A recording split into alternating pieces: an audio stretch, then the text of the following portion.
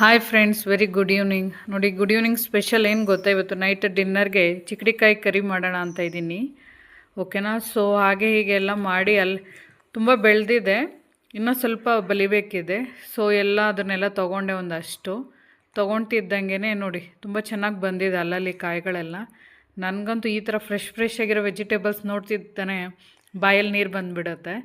So ನೋಡಿ, ತುಂಬ ಚೆನ್ನಾಗಿದೆ ಚಿಕಡಿಕಾಯಿ ಈ ಸರಿ ಮಾತ್ರ. ಲಾಸ್ಟ್ ಇಯರ್ ಹಾಕಿದ್ದೆ, ನನಗೆ ಅಷ್ಟು ಸ್ಯಾಟಿಸ್ಫೈ ಆಗಿರಲಿಲ್ಲ. ಬಟ್ ಇವಾಗಿನ ಇದರಲ್ಲಿ ಒಂದು ನಾನು 3-4 ವೆರೈಟೀಸ್ ಹಾಕಿದ್ನಲ್ಲ, ಎಲ್ಲ ಕಾಯಿನೂ ತುಂಬ ಚೆನ್ನಾಗಿ ಬಂದಿದೆ.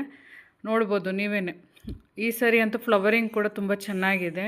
ಹಾಗೆ ಇದನ್ನು ವಿಡಿಯೋ ಮಾಡ್ತಿದ್ದಂಗೆ ನನ್ನ ಮಗಳು ಬಂದಳು. ನೋಡು ಮಮ್ಮಿ, ನಾನು ಪೇಂಟಿಂಗ್ ಮಾಡಿದ್ದೀನಿ, ಡ್ರಾಯಿಂಗ್ ನೋಡು ಎಷ್ಟು ಚೆನ್ನಾಗಿ ಮಾಡಿದ್ದೀನಿ ಅಂತೇಳಿ. ಸೊ ಅವಳಿಗೂ ಒಂದು ಅಪ್ರಿಷಿಯೇಷನ್ ಕೊಟ್ಬಿಟ್ಟು, ಅವಳು ಒಂದು ಡ್ರಾಯಿಂಗ್ನ ಕಲರಿಂಗ್ ಮಾಡಿದ್ಲಲ್ಲ, ಸೊ ಅವಳಿಗೂ ಗುಡ್ ಲಕ್ ಹೇಳಿದೆ.